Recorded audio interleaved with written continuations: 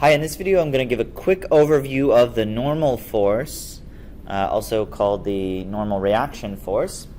The variable we use for the normal force is F sub n, or sometimes capital N, or sometimes occasionally capital R. And all the normal force is the push between solid objects that are in contact with one another. Anytime there are two solids pressed up against each other, there's a normal force. So this is a contact force. They have to be in contact for it to work. And this normal force prevents objects from passing through one another. For example, if I'm standing on the ground, gravity is pulling me down. The reason I don't go down through the floor is because the floor pushes up on me and prevents me from accelerating down. The normal force always acts perpendicular. It's a push, and it's perpendicular to the surface that's applying the force. And in fact, the word normal means perpendicular.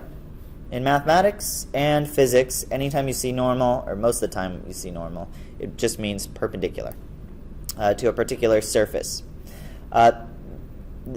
There's also no equation for the normal force. It varies, and it's going to be just strong enough to prevent those solid objects from actually moving through one another. So it's going to keep an object stationary once it's in contact with the surface that it's on, or keep an object from moving through the other surface. So we have a couple of free body diagrams representing the normal force for a book pushed onto a table. Here we have a book just sitting on the table. There are two forces, gravity and the normal force. In this case, normal force exactly cancels gravity because that's as strong as it needs to be. However, if you push down on the book and apply an additional downward force, that means the net downward force is greater than gravity, so the normal force has to balance the combination of gravity and the applied force. On the other hand, if I pull up on the book a little bit, then I'm lifting up. The total force on the book, other than the normal, is going to be weaker. So the normal does not have to be as strong in order to keep the book from falling through the floor. So in that case, it's going to balance with gravity minus the applied force. The normal is also always going to be perpendicular to the surface. So if you're pushing on a wall, that wall is going to push back at you out of the wall. Here is an example of a book resting stationary on a sloped surface. There are three forces. Gravity pulls down.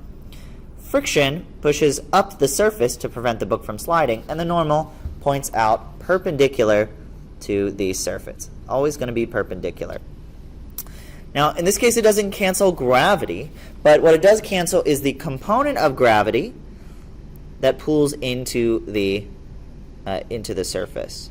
So we could label that component mgy for the y component of gravity. And friction is actually going to end up canceling the x component of gravity, mgx. But we would need some trig to figure out the magnitudes of mgx and mgy, and it depends on the angle. So in summation, normal force is a push force between solids, and it's just strong enough to prevent objects from sliding through one another.